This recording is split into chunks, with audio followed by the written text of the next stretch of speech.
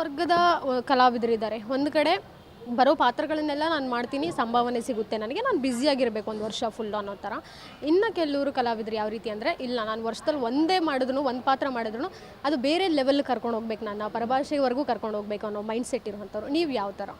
ನಾನು ಇಲ್ಲ ಮೇಡಮ್, ನಾನು ವರ್ಷಾನುಗಟ್ಟಲೆ ಕೆಲಸ ಮಾಡ್ತೀನಿ, ಬರೀ ಒಂದೇ ಮಾಡಬೇಕು ಅಂತ ಇಷ್ಟಪಡಲ್ಲ. ನಂಗೆ ಪರಭಾಷೆಗೆ ಹೋಗದೇ ಇದ್ರೂ ಪರವಾಗಿಲ್ಲ, ನಾನು ಇಲ್ಲೇ ನಮ್ಮ ಇಂಡಸ್ಟ್ರಿಲಿನೇ ಒಂದಷ್ಟು ಕೊಡುಗೆ ಕೊಡಬೇಕು ಅಂತ ಇಷ್ಟ. ಯಾಕಂದರೆ ನೋಡಿ, ಈಗ ಪ್ಯಾನ್ ಇಂಡಿಯಾ ಅಂತ ಬಂದು ಆಲ್ಮೋಸ್ಟ್ ಸಿನಿಮಾಗಳು ಮಾಡ್ತಿರೋದೇ ಕಡಿಮೆ.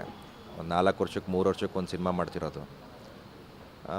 ನಮ್ಮ ಕನ್ನಡ ಸಿನಿಮಾ ಈಗ ಮಾಡ್ತಿರೋರು ಯಾರೂ ಅಷ್ಟು ಇಷ್ಟಪಡ್ತಾಯಿಲ್ಲ. ಅಂದರೆ ಮೂವೀಸ್ ರಿಲೀಸ್ ಆಗುತ್ತೆ, ಒಂದು ವಾರಕ್ಕೆ ಎತ್ತಾಕ್ಬಿಡ್ತಾರೆ, ಅದೆಲ್ಲ ಆಗ್ತಿದೆ. ಬಟ್ ನಾನೇನು ಅಂದರೆ ನಮ್ಮ ಕನ್ನಡದಲ್ಲೇ ಹೆಚ್ಚು ಸಿನಿಮಾಗಳು ಮಾಡಬೇಕು ಅನ್ನೋದು ನನಗಿಷ್ಟ. ಅದು ಡಿಪೆಂಡ್ಸ್ ಆನ್ ಕ್ಯಾರೆಕ್ಟರ್. ನಾನು ತುಂಬಾ ಕ್ಯಾರೆಕ್ಟರ್ಸ್ ಇಷ್ಟಪಡ್ತೀನಿ. ಹೀರೋ ಆಗೇ ಮಾಡಬೇಕು ಅನ್ನೋದು ನನ್ನ ಮೈಂಡ್ ಸೆಟಲ್ಲಿಲ್ಲ. ಒಂದು ಒಳ್ಳೆ ಕ್ಯಾರೆಕ್ಟರು ಜನ ಹೊರಗೆ ಬರ್ತಿದ್ದಂಗೆ ಆ ಕ್ಯಾರೆಕ್ಟರ್ ಗುಂಗಲ್ಲೇ ಹೋಗಬೇಕು. ಸೊ ಆ ಥರ ಕ್ಯಾರೆಕ್ಟರ್ ಮಾಡೋಕ್ಕಿಷ್ಟ. ವರ್ಷದಲ್ಲಿ ಒಂದು 5-6 ಸಿನಿಮಾ ಮಾಡೋಕ್ಕಿಷ್ಟ, ಒಂದು ಸಿನಿಮಾ ಅಲ್ಲ. ಬರೀ ನಟನೆಗೆ ಸೀಮಿತವಾಗ್ತೀರಾ ಅಥವಾ ಡೈರೆಕ್ಷನ್ ಇರ್ಬೋದು, ಈ ರೀತಿ ನಾನು ಮಾಡಬೇಕು ಅಂದ್ಕೊಂಡು ಈ ಕನಸುಗಳಿವೆ ನಂದು, ಬಟ್ ಹಂತವಾಗಿ ಮಾಡ್ತೀನಿ ಅಂತನಾ? ಇಲ್ಲ, ನನಗೆ ನಟನಾಗೇ ಇರೋದಕ್ಕಿಷ್ಟ, ನಟನಾಗೇ ಇರ್ತೀನಿ. ಆದರೆ ಡೈರೆಕ್ಷನ್ನು ಇಷ್ಟ ಇದೆ, ಮಾಡೋದಕ್ಕಲ್ಲ, ನೋಡೋದಕ್ಕೆ, ಕಲಿಯೋದಕ್ಕೆ ಅಷ್ಟೇ, ಮಾಡೋದಕ್ಕೆಲ್ಲ. ಬಟ್ ಆ್ಯಕ್ಟರಾಗೆ ನಾನು ಇರೋದಕ್ಕೆ ಇಷ್ಟಪಡ್ತೀನಿ. ಈಗ ನಿಮ್ಮ ಫ್ರೆಂಡ್ಸ್ ಎಲ್ಲ ನೀವು ಈ ಒಂದು ಸಿನಿಮಾ ರಂಗಕ್ಕೆ ಬಂದಾದಮೇಲೆ ಯಾವ ರೀತಿ ಹೆಚ್ಚು ಮರ್ಯಾದೆ ಕೊಡ್ತಿದ್ದಾರೆ? ಮರ್ಯಾದೆ ನಮ್ಮ ಫ್ರೆಂಡ್ಸ್ ಗ್ರೂಪಲ್ಲಿ ನಾನು ಅದೇ ಈಗ ಬಂದಿತ್ತು, ಮರ್ಯಾದೆ ಯಾರೂ ಕೊಡಲ್ಲ. ಅಂದರೆ ನನ್ನ ಕ್ಲೋಸ್ ಸರ್ಕಲಲ್ಲಿ ಇರೋರು ಯಾರೂ ಮರ್ಯಾದೆ ಕೊಡಲ್ಲ. ಅಂದರೆ ನನಗೆ ಫ್ರೆಂಡ್ಸ್ ಸರ್ಕಲ್ ಇರೋದು ತುಂಬಾ ಕಡಿಮೆ. ಹಂಗಾಗಿ ಸ್ವಲ್ಪ ಮರ್ಯಾದೆ ಕಡಿಮೆನೇ ಕೊಡ್ತಾರೆ ಅವರು. ಈಗಲೂ ಫೋನ್ ಮಾಡಿದ್ರೆ ಬೈಕೊಂಡೇ ಮಾತಾಡ್ತಾರೆ, ಎಲ್ಲ ಜನ ನನ್ನ ಮಗನೇ ಅಂತಲೇ. ಸೊ ಅಷ್ಟೊಂದು ಕ್ಲೋಸ್ ಇದ್ದೀವಿ. ಬಟ್ ಆ ಫ್ರೆಂಡ್ ಸರ್ಕಲ್ ಬಿಟ್ಟು ಇನ್ನೂ ಹೊರಗಿರಿದಾರಲ್ಲ, ಅವ್ರು ತುಂಬಾ ಮರ್ಯಾದೆ ಕೊಡ್ತಾರೆ, ತುಂಬಾ ಇಷ್ಟಪಡ್ತಾರೆ ನಮ್ಮ ಪ್ರೆಸೆನ್ಸೆಲ್ಲ. ಈ ಒಂದು ವೆಬ್ ಸೀರೀಸಲ್ಲಿ ಇದು ಅರೇಂಜ್ ಮ್ಯಾರೇಜ್ ಆಗಿರ್ತೀರಾ ನೀವು. ಸೊ ರಿಯಲ್ ಲೈಫಲ್ಲಿ ಹೇಗೆ ನಿಮ್ಮದು ಅಂತ? ಮದುವೆ ಆಗಿದೆಯಾ, ಆಗಿಲ್ವಾ, ಅಥವಾ ಯಾವ ರೀತಿ ಆಗಬೇಕು, ಯಾವ ರೀತಿ ಹುಡುಗಿ ಬೇಕು ಅನ್ನೋದು ಡ್ರೀಮ್ಸ್ ಇದೆ? ಮದುವೆ ನೋಡೋಣ ಮೇಡಮ್, ಇನ್ನೂ ಟೈಮ್ ಇದೆ.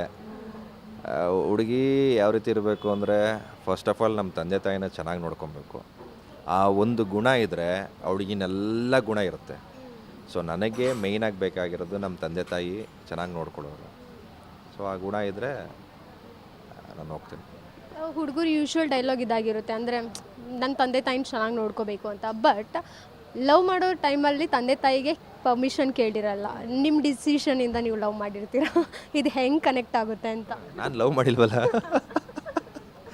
ಲವ್ ಮಾಡಿದ್ರೆ ಫಸ್ಟ್ ಏನು ಗೊತ್ತಾ, ಅವರ ಒಂದು ಕ್ಯಾರೆಕ್ಟ್ರಲ್ಲೇ, ಅವರ ಒಂದು ಬಿಹೇವಿಯರಲ್ಲೇ, ಅವ್ರು ನಮ್ಮ ಜೊತೆ ಟೈಮ್ ಕೊಟ್ಟಾಗ ನಾವು ಅವ್ರ ಜೊತೆ ಒಂದಷ್ಟು ಟೈಮ್ ಸ್ಪೆಂಡ್ ಮಾಡ್ತೀವಲ್ವಾ, ಆವಾಗಲೇ ಗೊತ್ತಾಗ್ಬರುತ್ತೆ ಇವ್ರು ಯಾವ ಥರ ಹೆಂಗಿರ್ತಾರೆ ಅಂತಲ್ಲ.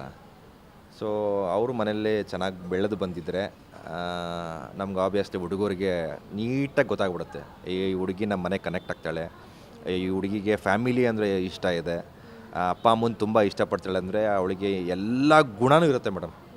ಈಗ ನಿಮ್ಮ ತಂದೆ ತಾಯಿ ಇಷ್ಟಪಡ್ತೀರಾ? ಹಂಗೆ ನಿಮ್ಗೆ ಒಳ್ಳೆ ಹುಡುಗ ನೋಡಿ, ಒಳ್ಳೆ ಹುಡುಗಿ.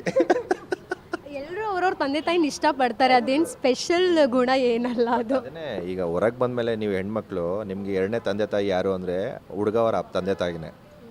ಈಗ 24 ಗಂಟೆ ನೀವು ಹುಡುಗ ಅವ್ರ ತಂದೆ ತಾಯಿ ಜೊತೆನೇ ಇರಬೇಕು. ಸೊ ನೀವು ಅವ್ರ ಜೊತೆ ಕನೆಕ್ಷನ್ ಬೆಳೆಸ್ಕೊಂಡ್ರೆ ತಾನೇ ಮನೇಲಿ ನೀವು ಇರೋದಕ್ಕೆ ಸಾಧ್ಯ. ಸೊ ಹಂಗೇನೆ ಮನೇಲಿ ಏನು ಗಲಾಟೆ ಆಗ್ಬಾರ್ದು, ಅದು ಅಲ್ವಣ?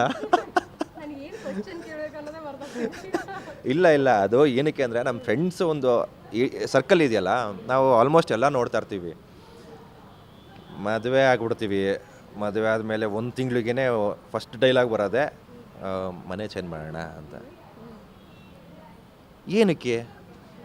ಆ ಪೇರೆಂಟ್ಸಿಂದ ಏನಾದರೂ ಸ್ವಲ್ಪ ಅವ್ರಿಗೆ ಡಿಸ್ಟರ್ಬೆನ್ಸ್ ಆಗಿದ್ರೆ ಮನೆ ಚೇಂಜ್ ಮಾಡೋದ್ರಲ್ಲಿ ಅರ್ಥ ಇದೆ.